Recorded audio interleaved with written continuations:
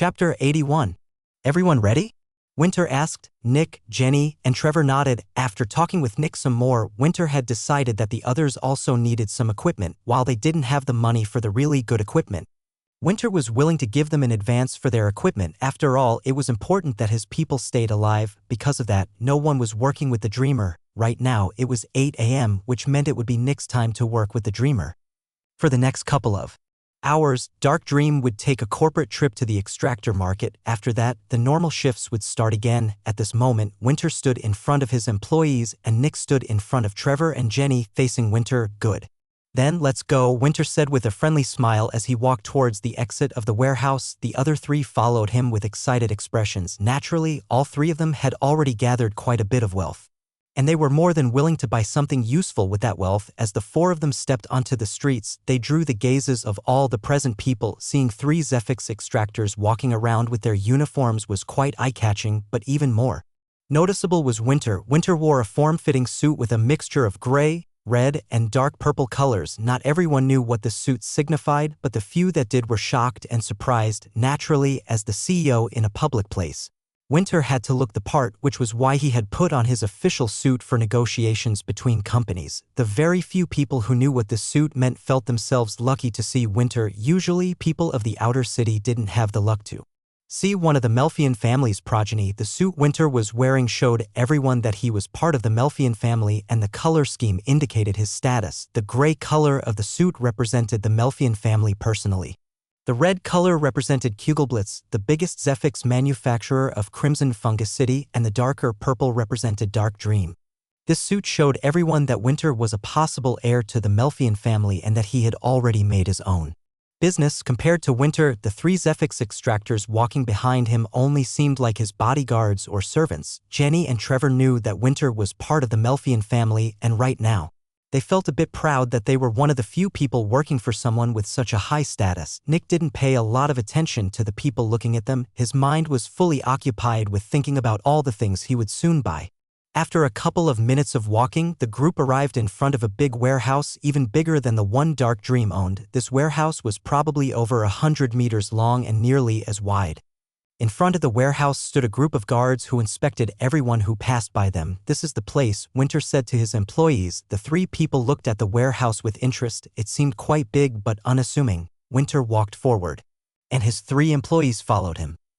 When the guards saw Winter's suit, they performed a short but respectful bow. Winter answered with a nod. One of them opened a small sliding door and gestured for the group to enter. The other three gave a short hi before they also entered the warehouse. The door closed behind them and the group could finally see what the marketplace for Zephyx extractors looked like. It was busy. Wow, Nick uttered in surprise. There are probably nearly 100 people in here.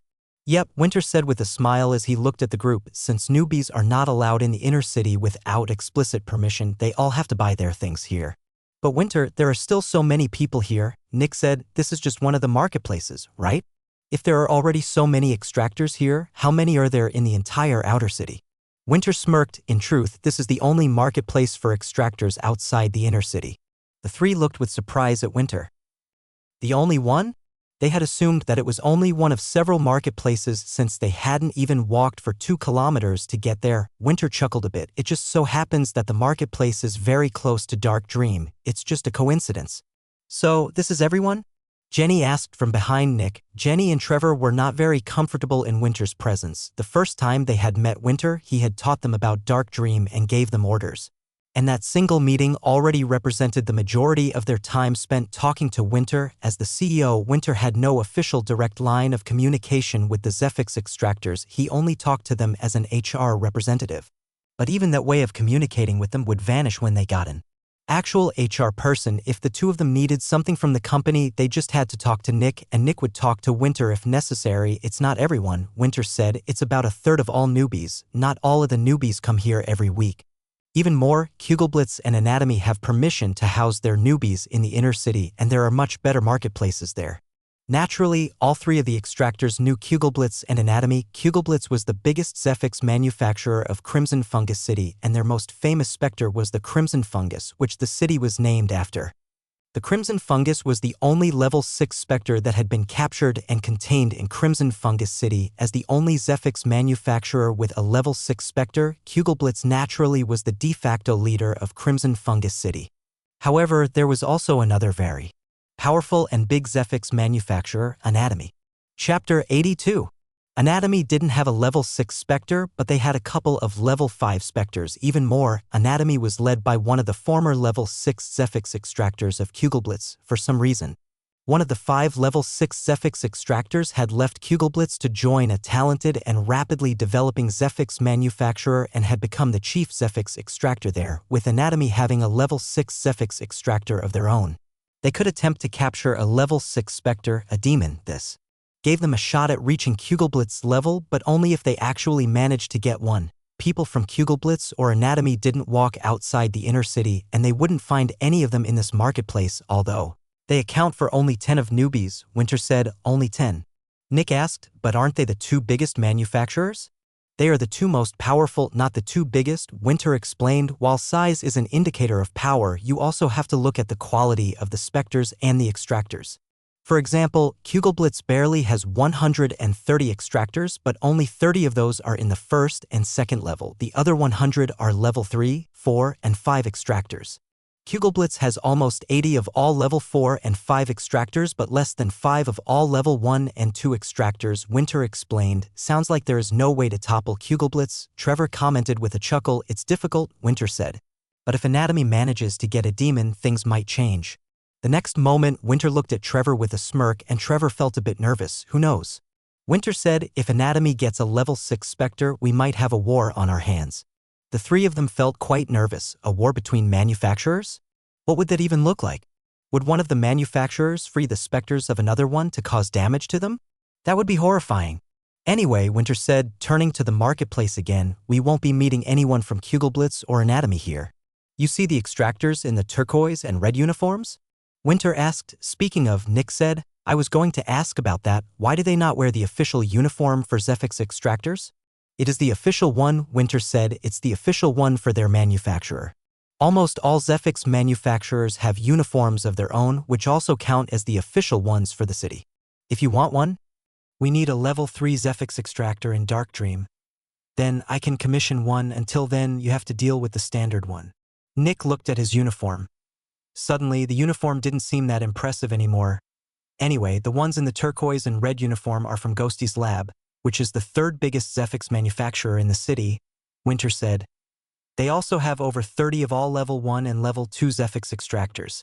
In terms of quantity of Spectres, they are number 1 in the city. They have a lot of hatchlings, adolescents, and adults, but they also have a couple of elders and even one fanatic. Try not to antagonize the extractors from Ghosty's lab. If we have a conflict with them, we will go bankrupt before we know it, Winter said. The 3 of them nodded as they looked at the extractors with the turquoise and red uniforms.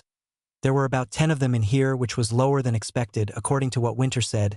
There should be over 30 of them here, however. It also wasn't that surprising. Ghosty's lab probably bought the majority of their gear in the inner city and traded it between their people. They were big enough that they could do that easily. What about the others? Nick asked. Winter pointed to someone wearing a silver and red outfit. The people in the silver and red uniform belonged to Gemini. Gemini used to be a relative nobody, but they recently managed to capture their first elder, which officially puts them just behind Ghosty's lab. However, the difference in power between Ghosty's lab and Gemini is still massive. Ghosty's lab has over 3 times as many employees, which even extends to level 3 and level 4 extractors. Gemini is nothing compared to Ghosty's lab, but they are still a manufacturer with a level 4 Spectre, so don't try to start trouble with them. The 3 of them nodded and waited for Winter to continue next. Winter pointed to one of the Zephyx extractors wearing a yellow and red uniform. These people are from Solace. They used to be Gemini's rivals, but they can no longer compete with Gemini since they don't have a level 4 Spectre. I would also ask you not to antagonize them. Solace provides over 90 of all the artificial light that works against the nightmare. Their most famous Spectre, the Bright Candle, is the thing that illuminates our cheap containment unit, and it also provides the arc lights that we use from time to time. They also sell the more modest versions of the containment units. The 2 we own have both been built by them. If we suddenly have trouble with them, it will cost us a lot. Next, Winter pointed at a group of people wearing gray and red uniforms. They are from the Spartans. It's a relatively new startup manufacturer made by 3 unhappy level 3 extractors that used to work for Gemini. While they have 3 level 3 extractors, they haven't managed to catch an adult yet, but they definitely have the resources to do so. Most likely, they won't stay in business for much longer.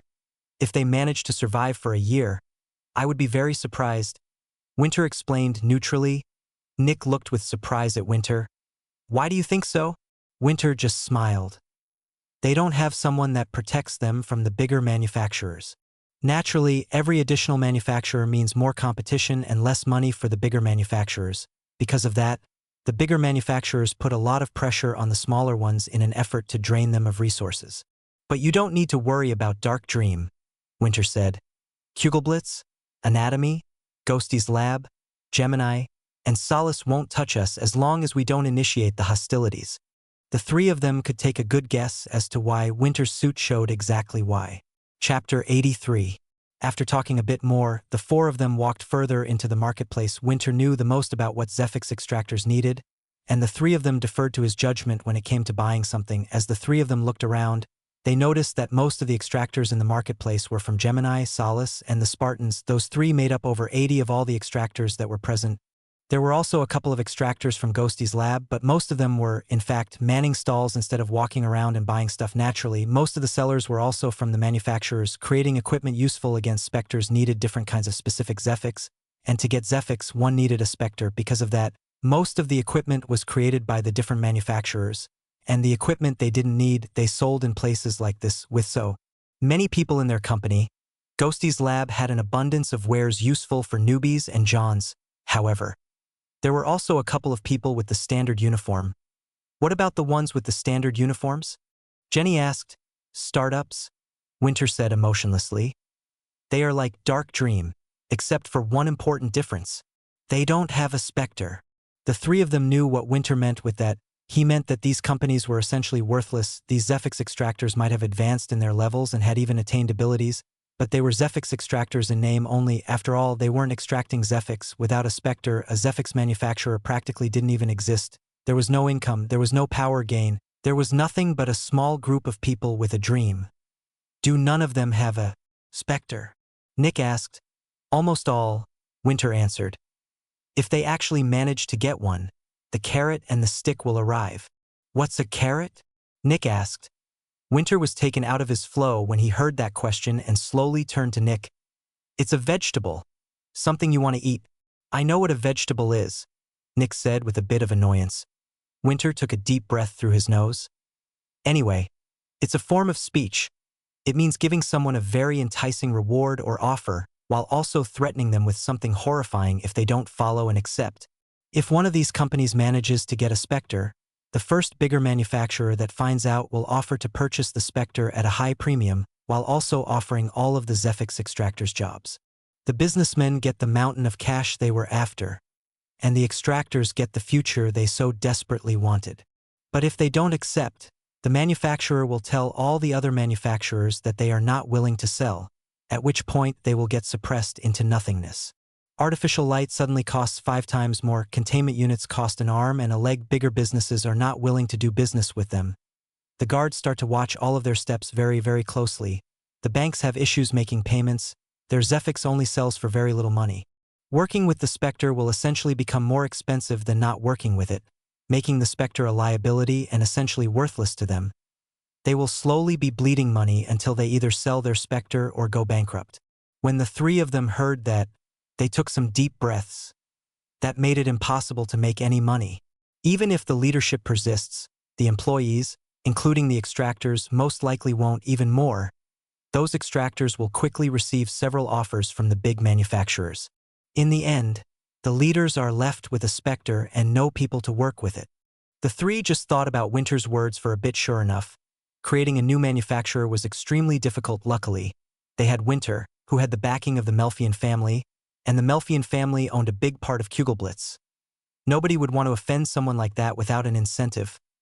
Winter, you said most earlier. Nick said, most what? Winter asked. That most of the people with the normal uniform don't have a specter. What about the others? Well, Winter slowly said as his eyes landed on a small group of 4 people who were currently looking at a couple of items. There is one other new Zephyx manufacturer, but they are not that important. The 3 of them noticed that Winter was purposefully being vague, but they could tell that they shouldn't ask him. In short, Winter added, don't be rude to the people here, and they will also not be rude to you, most likely. There are always exceptions, but we will deal with those on a case-by-case basis. Of course, Nick said with a nod. The other 2 also nodded in affirmation. Winter let out a little smile and turned forward. Let's get to the barriers first. Extractors without barriers are essentially naked. The 3 of them nodded and followed after Winter. The 4 of them passed by a couple of stalls which offered various items. Nick saw many different magical items, and he also saw a couple of weapons. There were only about 15 stalls in the entire marketplace, and over half of them were staffed by extractors from Ghosty's lab. Most of the people who looked at the 3 Zephyx extractors seemed apathetic and uncaring. But when they saw Winter in front of them, their attitude changed. Instead of seeming cold, they seemed more neutral. In practicality, there was no difference between the 2 attitudes. In both cases, the other person wouldn't interact with the group. The only difference was the opinion the other person had of the group. After a bit of walking, the 4 of them stopped in front of a rather big stall near the end of the marketplace. Just like most of them, this one was manned by a girl wearing a turquoise and red uniform, showing that she was a Zephyx extractor from Ghosty's lab. Surprisingly, there was an emblem with 3 small ghosts embroidered on her uniform. This meant that she was a veteran, a level 3 extractor. Chapter 84. There were 4 other people standing in front of the stall, and they were looking at the different round objects for sale. Naturally, these round objects were barriers, yet the atmosphere in the stall was also a bit tense. After all, who wouldn't be respectful in front of a veteran? One had to remember that veterans already belonged to the top 20 of extractors. There were not even 200 veterans in the entirety of Crimson Fungus City. Every single veteran was at least 100 times as powerful as a normal person. This meant that even the weakest veteran could lift something weighing over 8 tons above their head. This young woman could grab any random person in here and literally tear them in 2 like they were a piece of paper. She was also the only veteran in the marketplace. The other stalls from Ghosty's lab were all manned by Johns, and most of the other stalls were manned by newbies. As for the customers, there were maybe 1 or 2 Johns present, and they were only here to help their younger colleagues find something good for their money. This meant that this person was, by far, the most powerful one in the entire marketplace, but that was to be expected after all. Barriers were the priciest items here since they represented a Zephyx extractor's life. The veteran was probably carrying over 10 million credits worth of wares with her. The 3 extractors from Dark Dream felt some pressure emanating from the young woman. The veteran wasn't aggressive or anything, it was simply the feeling someone weaker felt when they were in front of someone much stronger. Winter just put on a friendly smile and walked up to the veteran. Good morning, we're from Dark Dream, and we're interested in purchasing barriers for our 3 Zephyx extractors. Winter said. Dark Dream? The veteran repeated in confusion as she turned to Winter. She had never heard of Dark Dream before, but when she saw Winter's suit, her eyes lit up and she understood. There might be some money here, she thought. Of course, she answered with a polite smile. If I may be so rude, what is your budget? Winter just chuckled. No worries, we already know what we are looking for and it should just be within our budget. Nick and Trevor didn't notice it, but the veteran's eyes very slightly hardened for just a split second. However, Jenny and Winter noticed. Great, the veteran said with a friendly tone. What do you have in mind? First, we want a barrier with a 2-to-1 conversion rate that can block all physical attacks and almost all force attacks, Winter said. The veteran nodded. What about mental attacks? Not necessary, Winter answered. What about the form and color? She asked. Color is not important, and I'm fine with a sphere or spheroid for form. What about the activation mechanism? She asked. Manual, Winter answered. The veteran sighed unnoticeably. The guy in front of her had perfectly dodged all the pitfalls and all the items that put a premium on the barrier. He was searching for something ugly and cumbersome but cheap and effective based on the specifications. I think 250,000 credits should be just right, Winter said before the veteran could say anything. The veteran looked deeply into Winter's eyes. About 2 seconds passed.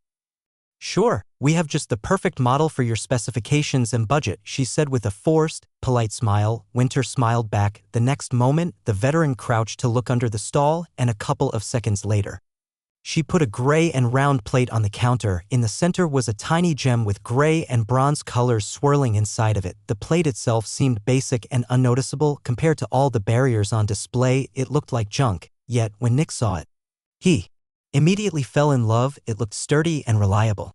The next moment, Nick took out his bank card and took a deep breath. 250,000 credits. That was around 70 of what he had saved up. The next moment, Nick took another deep breath and put his card on the table. When the veteran saw Nick pulling out a bank card, she threw a smile at Winter. It's rare to see an extractor pay with their own credits for equipment. Jenny and Trevor threw a look at Winter when they heard that. Naturally, this was the veteran's revenge for buying the stuff with low margins, yet Winter just chuckled. They get 10 of the Zephyx they extract as payment at a wholesale rate. They can afford to pay for their own equipment, he said. When the veteran heard that, her eyes widened in disbelief. She didn't say anything. 10 of the Zephyx they extracted at a wholesale rate. Then wouldn't she be earning over 1 million credits a month instead of the measly 200,000 credits she was earning right now? Instead of getting some satisfaction out of making Winter uncomfortable, the veteran got annoyed. Understandable, she answered in a polite voice without putting much energy into it while grabbing Nick's card. When Trevor and Jenny saw the veteran's reaction, they realized that they were being paid very well. If even a veteran looked that surprised, they probably earned a lot of money.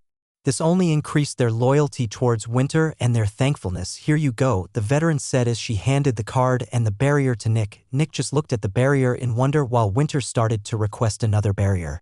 This one only had a 1-to-1 ratio, but it could also block most attacks. In the end, the price was only 50,000 credits for that one, and it went to Jenny. The next one was identical to the second one and went to Trevor.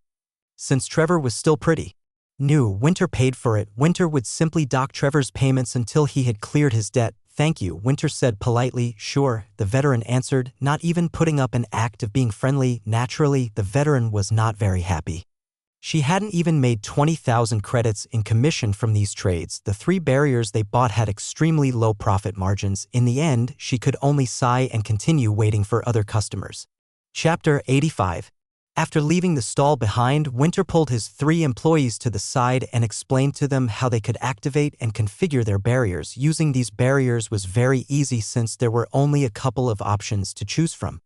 The barriers you bought do not have AI chips, which means that there isn't much you can do with them, Winter said. AI chips? Nick asked in confusion. Jenny and Trevor also didn't know what that meant. I'll tell you in detail when it becomes relevant, Winter said. Advanced barriers need AI chips, and they are the most expensive part of a barrier. They regulate the size, strength, and attribute of a barrier while also activating and deactivating it. You can view AI chips as an autonomous mind that controls your barrier. Your barriers don't have AI chips, which is why we managed to get good ones for a relatively low price. The drawback is that you have to activate them yourself, Winter said. After a bit of fidgeting around, the 3 of them managed to activate their barriers. I can't see it, Nick said after he put his activated barrier into the pocket of his uniform. Watch, Winter said. Then, Winter walked back a little and charged right at Nick. Winter jumped and kicked forward. Nick's eyes widened in wonder. Will the barrier activate? Bang! Sure enough, a bronze sphere appeared around Nick's body for just a second before vanishing again. Winter was halted and fell onto his feet. The next moment, Winter moved his arm through the space where the barrier had just been, but this time, it didn't activate. See that? Winter asked. The barriers you bought are effective, but they have very simple activation triggers. If an object with high heat, extreme cold, high speed, or with a lot of force is about to pass through the barrier, it activates. There are also a couple of other triggers, but those are the main ones. Sadly, the next moment, Winter slowly took out a silver knife. Then, he slowly moved the knife past Nick's barrier before rapidly striking forward. Obviously, Winter stopped before he hit Nick. Meanwhile, Nick, Trevor, and Jenny were surprised about what they had just seen. Nick's barrier hadn't activated, even though Winter had essentially stabbed towards Nick with a sharp knife. You see, Winter asked as he pulled back, if I slowly move past the barrier's activation point, I can launch an attack from within its domain. If a sizable solid object occupies the space of the barrier, it can't activate. The barriers you guys bought don't have the ability to cut through strong objects. Of course, if you want to use a long weapon, like a spear, you also have to be careful that your spear doesn't stretch past your barrier. The more the 3 of them heard about their barriers, the more appalled they became. They had paid so much money for that. There are so many weaknesses. Nick spoke loudly, almost shouting. It can't be helped, Winter said as he put his knife away. That's the trade-off, and I'm not even done telling you about them. Nick took a deep breath. The standby mode of the barrier drains a considerable amount of Zephyx, Winter said. You should be feeling the drain by now. Nick furrowed his brows and moved his arms a bit. He felt a bit sluggish. I do feel a bit exhausted and sluggish, Nick said. Winter nodded. When the barrier is on standby, it continually drains your Zephyx. Without any external help, a Zephyx extractor needs about an hour to refill their Zephyx storage. As someone who has already advanced a couple of levels, the primary energy source is slowly transforming to become Zephyx. Food and water will become less relevant the more you advance, and most of your power will start coming from the Zephyx your body produces from the prefix in the atmosphere. Sadly, compared to specters, humans can't split the Zephyx they produce from their bodies, making it impossible to harvest it. Trust me, humanity really tried. Anyway, the Zephyx your body uses to move and fight will be drained by the barrier until you deactivate it, or you are critically low. Because of that, your barrier has to stay deactivated for most of the time, and you have to activate it manually when you are about to enter battle, Winter explained. The three of them were not big fans. The barriers sounded horrible. But don't underestimate the barriers, Winter said. That one barrier you bought, Nick, should allow you to confidently win against the Dreamer. Nick raised an eyebrow in surprise. Really? Winter nodded like he had just read Nick's thoughts. If the Dreamer decides to attack you, your barrier will activate and the Dreamer will be stopped just a bit in front of you. At that point, it will simply be stationary in the air. At that point, you can just use a pipe or whatever to hit it and break some of its bones. Of course, if you had a weapon, it would be even better. Being able to resist a powerful attack is extremely useful and will many times turn the tide. Nick thought about Winter's words. And he had to agree. It would be like the Dreamer flew against a hard wall. The next moment, the wall would disappear and Nick could just kick the Dreamer's torso, caving in its chest, even though Nick's body was a bit weaker than the Dreamer's. A fully powered kick to the chest was still devastating to the Dreamer. Additionally, the barrier could probably block more than one attack. Another alternative to the battle would be Nick just jumping on top of the Dreamer and encompassing it with his arms in an effort to suppress it even more. Nick could also just run out of the Dreamer's containment unit without dying with the barrier. Nick's gaze moved to the pocket of his uniform that held the barrier. That is actually way more useful than I thought. Let's take a look at some weapons now, Winter said. Chapter 86. The three of them grew excited when they heard Winter talking about weapons. What do you have left in savings? Winter asked as he led them to the next stall. In total, about 80,000 credits, Nick said, but I don't want to spend more than 50,000. 60,000 credits, Jenny said. If I don't count the barrier, about 30,000 credits, Trevor said with a bitter smile. One had to remember that Winter had completely paid for Trevor's barrier. Winter nodded. Let's try not to go above 50,000 credits per person then. Do you have any preferences for weapons? Nick had an uncertain expression. I want to see what they have to offer first. I heard there is something called a gun, Jenny said. Winter nodded. Yes, they also sell guns. What are they and how do they work? Jenny asked. A gun is a small object that uses an explosion of power to accelerate a small object to such high speeds that the object gains enough force to severely injure someone, Winter explained. The guns we are going to look at are made of durable metals, and they use Zephyx as a power source. Very expensive guns for powerful Zephyx extractors are fully made of materials created with Zephyx that shoot other kinds of Zephyx, but these are far beyond your current ability. Why do you want to know?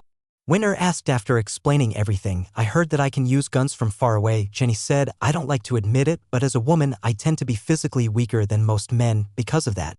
I want to use something that doesn't rely on my physical strength. Winter nodded. A rational choice. What about you, Trevor? What do you suggest? Trevor asked. You're pretty big, Winter said. I'm not a fighter, but my instructor told me that when you have an advantage, you should do your best to make the advantage even bigger instead of trying to get everything else to the same level as your advantage. If someone is already faster than most people, it takes a significant amount of work to get their power and defense to the same level, and then it might not be enough to defend from someone with a similar level of power. However, if that same person put the work into improving their speed even more, nearly nobody would be able to touch them, making the enemy's speed and power almost meaningless. Since you are already pretty big, I would suggest going for a weapon with a long reach, something like a spear, Winter explained. Trevor fell into thought and nodded a couple of times. That sounds reasonable. I think I'll follow that advice. The four of them quickly reached the stall, and Winter introduced them to a couple of weapons on display. Nick could see all manner of weapons: swords, daggers, knives, sabers, spears, lances, axes, clubs, guns, bows, explosives, nets, tridents, traps, ropes, chains, whips, rods, everything.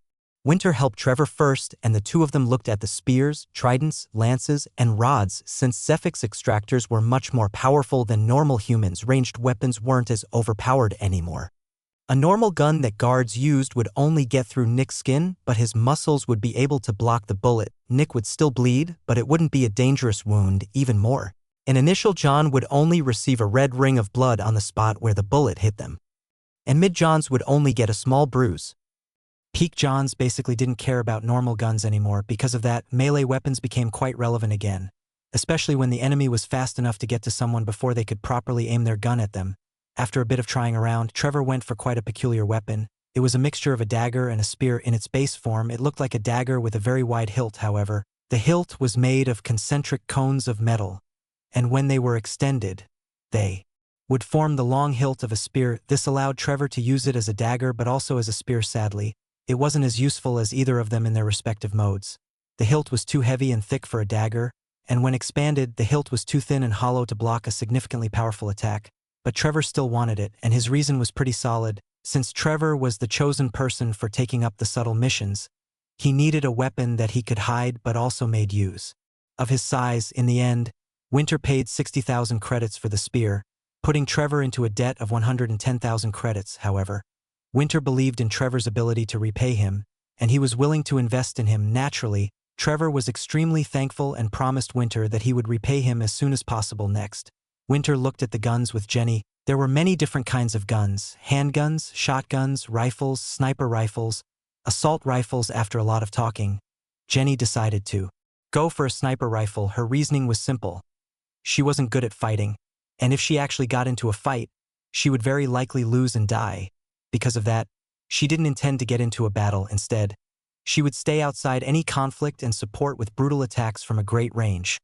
Jenny never intended to fight someone on her own. She would rely on Trevor and Nick to protect her while taking care of the most powerful enemies from afar. In the end, Jenny spent 50,000 credits, and Winter also spent 50,000 credits. But in exchange, Jenny got an amazing sniper rifle. It was around 150 centimeters long, and it was pure black. "You are expected to provide for your own teachers," Winter told Trevor and Jenny. Both of them nodded without any complaint. They had bought their weapons, but they also needed to learn how to use them. Then Winter looked at Nick, who was looking at the weapons. "Made your choice yet?" Winter asked. Nick looked uncomfortable. "Yes, but you will think I'm dumb." Chapter 87. "What did you choose?" Winter asked. "Well," Nick said as he scratched the back of his head with an embarrassed smile, "I've always only fought with my fists and legs, you know? I feel like I'm already very used to them, and I don't really want to use anything else." Winter raised an eyebrow. "So, I'm interested in fist and leg weapons."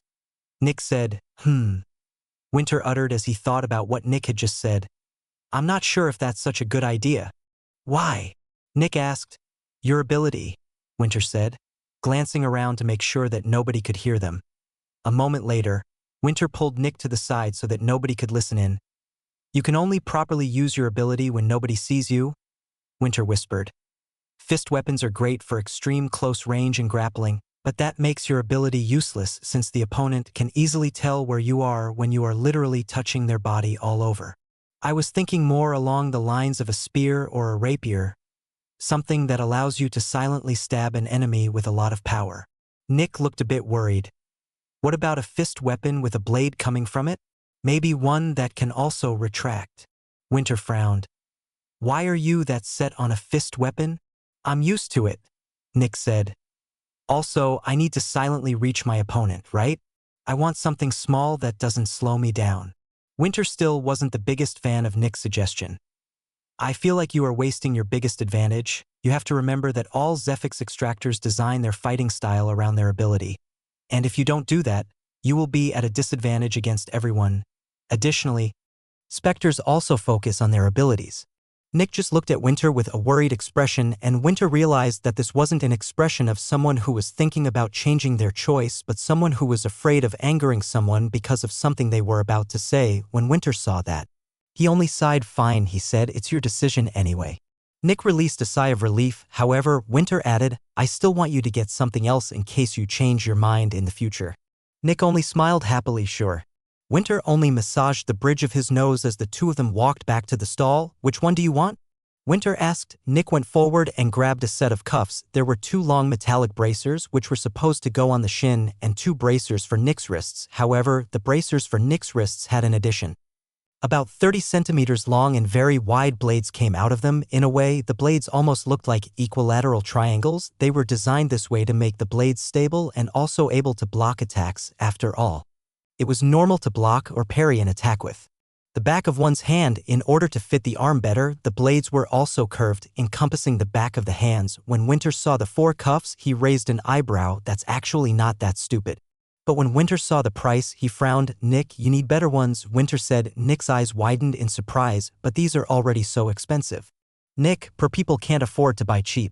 Nick's brain froze as it tried to understand what Winter meant. When Winter saw Nick's confusion, he sighed again. Think about how hard these blades are, and now think about how strong you are with your ability. These blades are designed for peak newbies, and with your ability you know, Winter said, not revealing any sensitive information. Nick looked at the blades and he slowly realized what Winter meant. Oh, now I get it, he shouted. Since poor people don't have a lot of money, they have to buy cheap stuff, but the cheap stuff breaks very quickly, which forces them to buy more cheap stuff. If they had the money, they could buy something more expensive that doesn't break, which might even cost fewer credits in the long run. Yes, Nick, Winter said, that's what the phrase means. But I don't have the money for something better, Nick said. Also, I don't think they sell better stuff here. It's fine, Winter said. Since you now know what you want, I will get you what you need my own way. Give me 1 to 3 days and you will get your weapons. They will be of much higher quality and will hold longer, but they will also be more expensive. For now, I'm going to pay for them since I trust that you will quickly pay me back, Winter said. Nick didn't feel great accepting such a gift, but he also knew that this was probably the best way to go about it. If Nick got into a fight with these blades and punched someone with them while his ability was active, they might break into pieces. Nick would soon become a peak newbie, and when he reached that level, he would be about 25 times more powerful than a normal adult male with his ability. Active, it would be like a rhinoceros wearing the blade on its horn and charging at a wall. Due to his ability, Nick had to use equipment created for mid-johns and stronger. Okay, thanks, Winter, Nick said. Winter just nodded. Then Winter turned to Jenny and Trevor. Do you still need something? I don't think we have any money left, Trevor said with an embarrassed smile. Winter nodded. It was more of a rhetorical question. Jenny and Trevor just chuckled politely. Then let's go back, Winter said. Winter turned around to, hey, Winnie. Winter came face to face with an equally tall man with light brown hair. Surprisingly, the man's face looked very similar to Winter's and his hair had the same color. However, there were 2 distinct differences. First, he was maybe 2 to 5 years older than Winter, and second, he wore the official uniform for Zephix extractors and it had 2 stars on it. That meant he was a level 2 extractor. Chapter 88. When Winter saw the man in front of him, his expression became very neutral and apathetic. What do you want, Artem? Winter asked evenly. Artem just smiled brightly. Why, I want to talk to my little bro, Artem said with an excited voice as he stretched his arm towards Winter's shoulder. Winter took a step back and Artem's arm halted. Don't want to give your big bro a hug? No, Winter spoke apathetically. Nick furrowed his brows while Trevor and Jenny seemed a bit uncomfortable. One didn't need to know Winter very closely to see that he didn't want to talk to his big brother. There are other people around, Winnie. Artem said with a nice but strained voice. We shouldn't make a scene. Like you were doing right now? Artem frowned as he looked at the person who had just spoken up. It was Nick. This is a family matter, Artem said. We are on a company trip, which makes this a business matter, Nick said as he stepped forward to stand beside Winter. If you need to talk to your brother, please do dash. Who do you think you are? Artem shouted, his polite demeanor completely gone. As I've said, this is a matter between 2 members of the Melfian family. Keep yourself out of this, peasant. The power of Artem's voice was very dominant, but Nick only narrowed his eyes. Nick, calm yourself, Winter said with a bit of annoyance. An arrogant sneer appeared on Artem's face. Don't talk with the Garba man, Winter added. Nick blinked a couple of seconds in surprise. Garba man? That was a strange insult. It was an insult, right? It sounded more like a job. A moment later, Nick felt the air around him vibrate and found that the cause was Artem. If looks could kill, Winter would have been torn into pieces already. What are you referring to?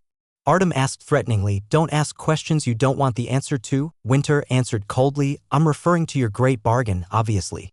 Artem snorted. Jealousy is unfit of a potential heir to the Melfian family, Winnie. Jealous? Of your literal pile of shit?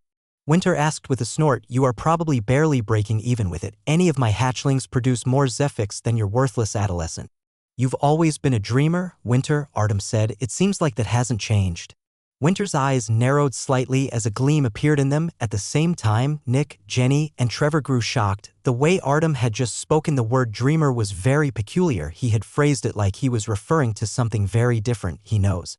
Nick thought with furrowed brows. While all the Zephyx extractors of Dark Dream knew about the Dreamer, nobody outside of Dark Dream should know about it. Winter had not made the details about the Dreamer public. Nick immediately glanced at Jenny and Trevor. When Jenny saw Nick's narrowed eyes, she rapidly shook her head. Trevor just shook his head with a bitter smile. So, you've got some ears, Winter commented. Maybe you should stop talking so much, or they might become deaf.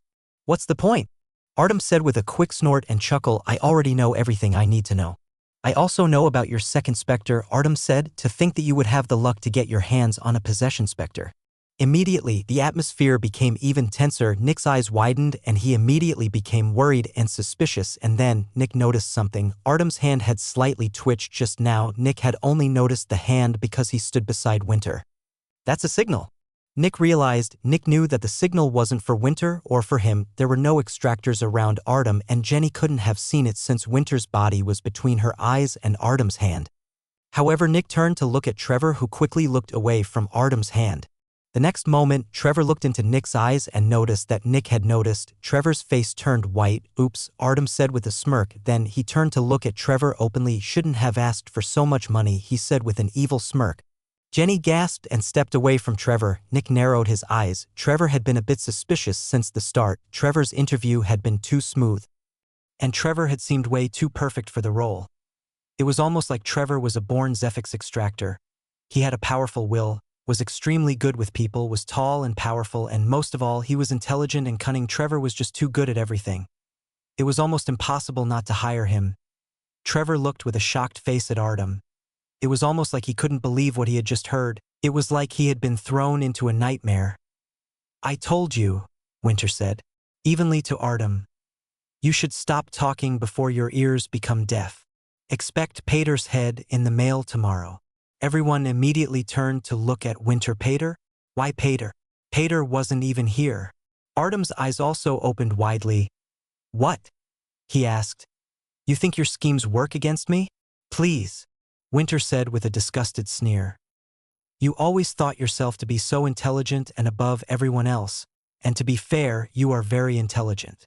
But you are also way too arrogant and confident. Just like an adrenaline junkie, you want to give your enemy hints but don't want them to realize that the hints are actually hints. Artem suddenly started laughing. Oh, Winnie, you're always acting like you have the world in your pocket. Then Artem turned around, and his expression darkened. I just hope, as your brother, that it doesn't one day swallow you. At that moment, the atmosphere changed again, but this time, it wasn't due to the four people of Dark Dream. Instead, some of the onlookers had narrowed their eyes at Artem with displeasure. Apparently, what he had just said was not something they liked to hear. However, Winter didn't answer and waited for Artem to walk away. Are you willing to do it? Winter asked. Huh? Nick asked back. Kill Pater. Winter added coldly. Silence. Chapter 89. Kill Pater. Nick repeated in shock. Why? Because he's Artem's spy, Winter said coldly without turning to look at Nick. How do you know? Nick asked. Winter looked around and saw several people looking at them. Let's talk outside, he said, leading his group out of the huge warehouse. The three of them followed Winter in shock. After leaving the warehouse, they walked back to Dark Dream in silence. Nobody dared to speak up. Pater? A spy? The little boy? Pater was maybe 14 years old. Pater had been nice to everyone, and he had always happily supported them. How could he be a spy?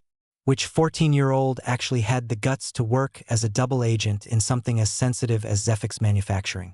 The walk back to Dark Dream felt like it went on for an eternity. Eventually, the four of them walked through Dark Dream's doors. "Welcome back. How was shopping?" an excited Pater asked. "Pretty good," Winter answered neutrally. "We got some good deals." "Pater, could you deal with Harua for a bit longer? I need Nick and the others for a bit," Winter added. "No problem," Pater answered before standing up and walking out of the warehouse.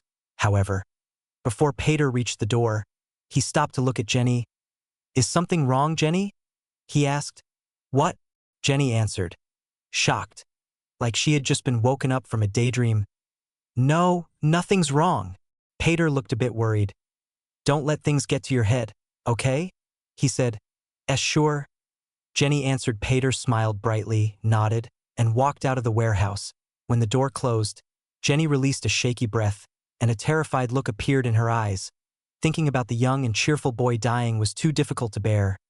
"Follow me," Winter said evenly as he walked to the containment unit holding the screaming coffin. The three of them nervously followed. Winter typed on the console of the containment unit a bit before opening the employee door. "Come in," Winter said as he entered the containment unit. Jenny and Trevor took deep breaths. They had no idea what was in there, but they knew it had to be a specter. Coming face to face with a new specter was always terrifying. "Don't worry," Nick said. "It's basically harmless. The dreamer is way worse." Trevor and Jenny just looked at each other before entering. After the four of them entered, the employee door closed, and they all saw the screaming coffin. Trevor and Jenny just looked at it in shock. It was just a coffin? Was that it? Right now, the screaming coffin was just lying on the ground, doing nothing. "Jenny, what do you know about it?" Winter asked without looking at her. Jenny looked with uncertainty at Winter. "You said it eats corpses." Winter nodded. "Trevor, what do you know about it?" "That it screams a lot," he said, realization appearing in his eyes. Nick and Jenny hadn't realized it yet. Winter turned to look at his three employees. "I told all of you different details about the screaming coffin," he said. "Nick knows everything since he caught it and works with it. Trevor knows that it screams a lot. Jenny knows that it eats corpses. And Pater knows that it's a possession specter. None of you are privy to the details I told the other ones, and you also have barely any time to meet during the day to exchange information. Additionally, I told all of you to not share your information with anyone but Nick. Artem said that he knows that I have a possession specter, and only Pater knew that. Therefore, Pater is the spy." Silence. The three of them had troubled expressions on their faces, however. It was just too difficult to believe that such a young kid was capable of such a massive feat of deception. Whether they wanted to or not, Jenny's and Trevor's eyes landed on Nick. Nick also knew everything about the screaming coffin. He could have also leaked it. Nick took a deep breath naturally. He had noticed the others' expressions, and he knew what they were thinking. "It's not Nick," Winter said. Trevor and Jenny felt called out and ashamed. After all, Nick was their boss. Yet, Nick is too dumb and honest to be a spy, Winter said. Nick awkwardly scratched the back of his head. He wasn't that dumb. Nick is either the best manipulator in the entire world or no manipulator at all, Winter said. Trust me, I put Nick through so many tests that it is basically impossible for him to be a spy. Nick's eyes widened. Tests? There were no tests. Questions about things we both already know the answer to. If you keep lying and someone inquires further, you have to keep lying. And you have to keep this web of complicated lies coherent and logical. By continually asking you about details, you would eventually slip up if you were lying. Asking you to explain things while in a very emotional situation. Lying takes a lot of brain power, and faking emotions also does. Doing both at once is extremely difficult. I also kept questioning your morals and why you believe in what you believe in. I've been testing you for months, Nick, Winter said, and I am quite certain that I can trust you with my life. Nick felt too shocked to respond immediately. That sounds unrealistic, Nick said. Winter just snorted. These things have been drilled into my head ever since I was just 5. By now, it's unrealistic not to do it to everyone I meet. But you didn't realize that Pater was a spy? Nick asked. A moment later, Nick felt bad. That was not an appropriate comment, however. Winter just sighed. The signs were there, Winter said before looking at the screaming coffin absent-mindedly. I guess I just ignored them since he's been my servant for the last 2 years. He was the only one I could openly talk to in that oppressive mansion. Silence. Chapter 90. Who's going to do it? Winter asked, just looking at the screaming coffin.